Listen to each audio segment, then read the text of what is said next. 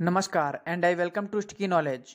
आज हम बात करेंगे एक ऐसे बंदरगाह की जो भारत को मिल सकता था, लेकिन भारत के पहले प्रधानमंत्री जवाहरलाल नेहरू की एक चूक की वजह से यह पाकिस्तान के पास चला गया। दरअसल हम बात कर रहे हैं पाकिस्तान के ग्वादर बंदरगाह की। तो आइए जानते हैं कि क्या है ग्वादर का पूरा इतिहास। उससे पहले एक रिक्वेस्ट है, यदि आपने अभी तक चैनल को सब्सक्राइब नहीं किया है तो आप सब्सक्राइब कर लीजिए। भारत में जब भी चीन और पाकिस्तान की एक साथ बात होती है तो ग्वादर पोर्ट का जिक्र जरूर होता है। चीन पाकिस्तान के इस बंदरगाह को इकोनॉमिक कॉरिडोर की अपनी नीति के तहत डेवलप कर रहा है। विदेश नीति के कई जानकार कहते हैं कि भारत को घेरने की चीन की नीति में ग्वादर का अहम रोल है। अगर देखा जाए तो ग्वादर बंदरगाह की भौगोलिक स्थिति भी भारत को घेरने के लिए एकदम अनुकूल है। वहीं भारत की ओर से ग्वादर बंदरगाह को काउंटर करने के लिए ईरान के चाबहार पोर्ट को डेवलप किया जा रहा है। लेकिन क्या आप जानते हैं कि 1958 से पहले ग्वादर पाकिस्तान का हिस्सा ही नहीं था। भारत की थोड़ी सी रणनीतिक चूक की वजह से यह बंदरगाह भारत के हाथ से निकल गया। ग्वादर पोर्ट जिस इलाके में स्थित है उसे मकरान कहा जाता है। भारत के इतिहास में इस इलाके का जिक्र है। कहा जाता है कि 325 ईसा पूर्व में जब सिकंदर भारत से वापस यूनान जा रहा था तब रास्ते में वह ग्वादर पहुंचा और उसने सेल्यूकस को यहां का राजा बना दिया। 303 ईसा पूर्व तक यह इलाका सेल्यूकस के कब्जे में रहा। 303 ईसा पूर्व में चंद्रगुप्त मौर्य ने इस इलाके को अपने कब्जे में ले लिया। 100 साल तक यह इलाका मौर्य वंश के पास रहा। इसके बाद 202 ईसा पूर्व में ग्वादर पर ईरानी शासकों का कब्जा हो गया। 712 ईस्वी में मोहम्मद बिन कासिम ने भारत पर पहला मुस्लिम आक्रमण किया और उसने ग्वादर को जीत लिया।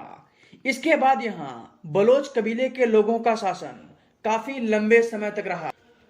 15वीं सदी में वास्को डिगामा के नेतृत्व में यहां पुर्तगालियों ने हमला किया, लेकिन सफल नहीं हो पाए। 16वीं सदी में अकबर ने ग्वादर को जीत लिया और 18वीं सदी तक यहां मुगलों का शासन चलता रहा। इसके बाद यहां कलात वंश के लोग मुगलों के नीचे शासन करने लगे। 1783 में ओमान की गद्दी को लेकर अल सैद राजवंश के उत्तराधिकारियों में विवाद हो गया। इस विवाद के चलते सुल्तान बिन अहमद को ओमान छोड़कर ग्वादर आना पड़ा और यहाँ उन्हें कलात वंश के लोगों के द्वारा राजा बना दिया गया।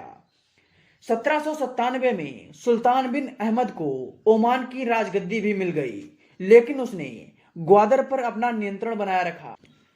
भारत पर तब ब्रिटेन का राज था। ब्रिटिश अधिकारियों ने ओमान के सुल्तान से ग्वादर का इस्तेमाल करने की मंजूरी ले ली, लेकिन ग्वादर पर अधिकार ओमान का ही रहा। 1947 में अंग्रेजों ने भारत छोड़ दिया।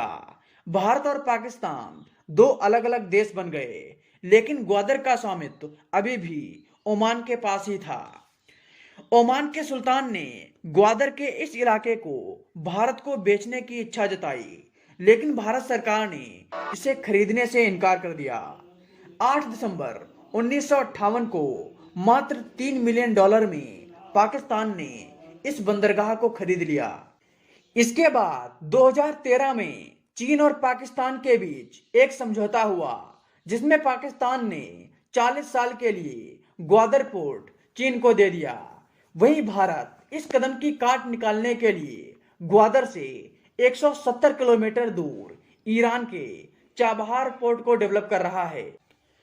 अमेरिका द्वारा ईरान पर लगाए गए आर्थिक प्रतिबंधों में चाबहार पोर्ट को अलग रखा गया, लेकिन अगर ये आर्थिक प्रतिबंध और सख्त हुए तो इसकी जद में चाबहार पोर्ट भी आ सकता है। अगर ऐसा हुआ तो यह भारत के लिए बहुत बड़ा झटका होगा। तो उम्मीद है आपको वीडियो पसंद आई होगी। यदि आपको वीडियो पसंद आई हो तो चैनल को सब्सक्राइब कर लीजिए। धन्यवाद।